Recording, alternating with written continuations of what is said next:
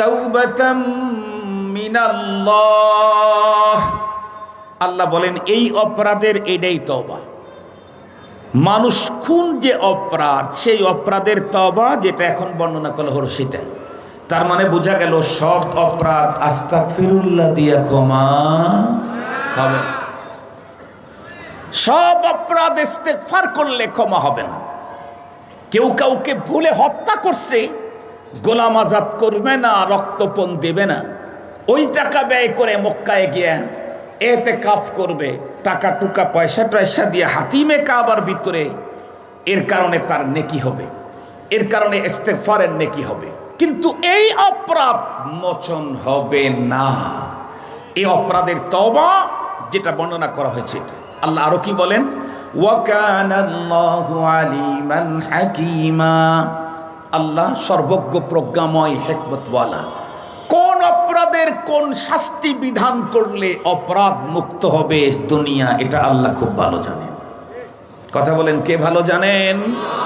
কোন অপরাধের কোন শাস্তি বিধান করলে দুনিয়া অপরাধ মুক্ত হবে, আল্লাহ পাক এটা খুব ভালো জানেন।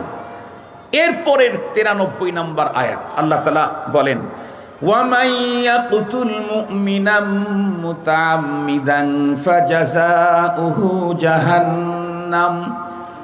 আল্লাহ তো আগেই বলেছেন কোনো মুমিনকে হত্যা করতে পারে না।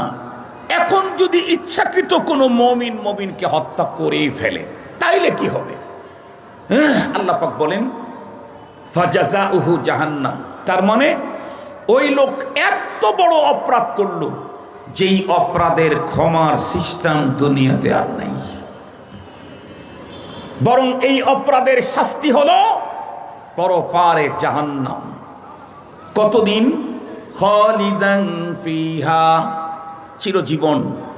শুধুই কি চিরজীবন জাহান্নামে থাকবে? না, আরো আছে।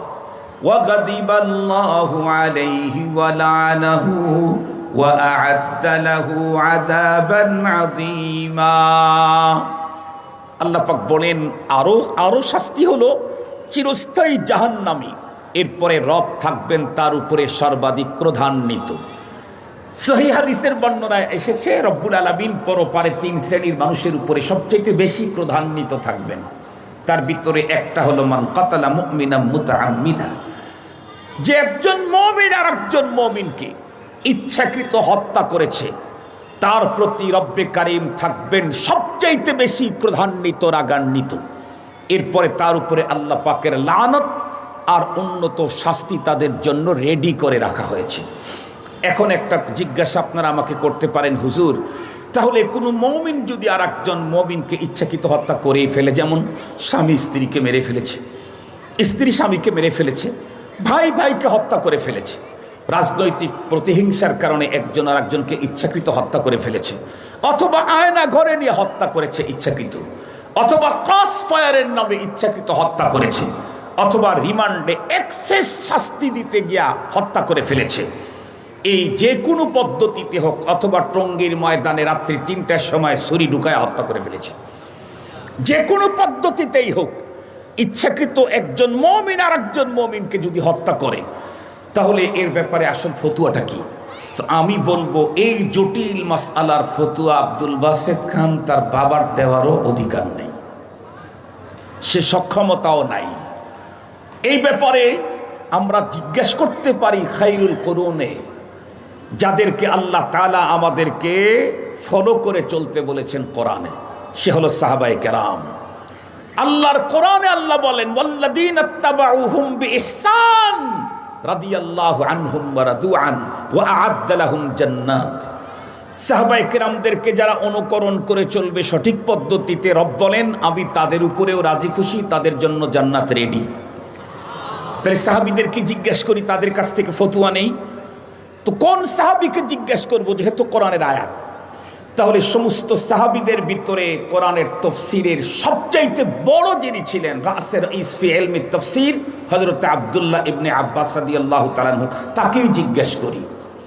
উনি তাফসীর জগতের দুনিয়ার ভিতরে সবচাইতে শ্রেষ্ঠ। সাহাবীদের যুগেও ওনার চাইতে বড় কোনো মুফাসসির সাহাবীদের যুগেও ছিল না।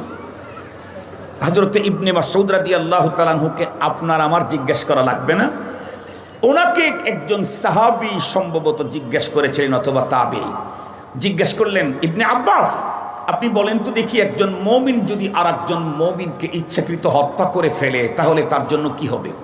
উনি তখন কোরআন শরীফের এই আয়াতটা তেলাওয়াত করে শোনায় দিলেন, وَمَن يَقْتُلْ مُؤْمِنًا مُتَعَمِّدًا فَجَزَاؤُهُ جَهَنَّمُ خَالِدًا فِيهَا وَغَضِبَ اللَّهُ عَلَيْهِ وَلَعَنَهُ وَأَعَدَّ لَهُ عَذَابًا عَظِيمًا। এই আয়াত যখন শোনায় দিলেন, প্রশ্নকারী আবার জিজ্ঞাসা করলেন, ওয়া ইন তাবা ওয়া আসলাহা ওয়া আমালা আমিলান আমালা আমিলা আমালা আমালান ওয়া আমিলা আমালান সালিহা ওয়াহতাদা, যদি লোকটা এই জঘন্যতম অপরাধ করার পরে সে যদি তার ভুল বুঝতে পেরে সে যদি ফিরে আসে, সে যদি তওবা করে, সে যদি সুন্দর জীবন গঠন করে, সে যদি হেদায়েতের পথে চলে, তাইলে কি হবে? ইবনে আব্বাস রাদিয়াল্লাহু তাআলা আনহু তখন রেগে গেলেন। রেগে গিয়ে কি বললেন তা জানেন? উনি তখন প্রশ্নকারীকে বললেন, আন্না লাহুত তাওবা ওয়াল হুদা, ওর আবার কিসের তওবা কিসের হেদায়েত? আমি কিন্তু বলি নাই, রাগ আমার উপরে দেখানো দরকার নাই। বলেছেন ইবনে আব্বাস রাদিয়াল্লাহু তাআলা আনহু, আন্না লাহুত তাওবা ওয়াল হুদা, ওর কিসের তওবা কিসের হেদায়েত যে একজন মুমিন হয়ে আরেকজন মুমিনকে হত্যা করলো, তার আবার তওবা কিসের?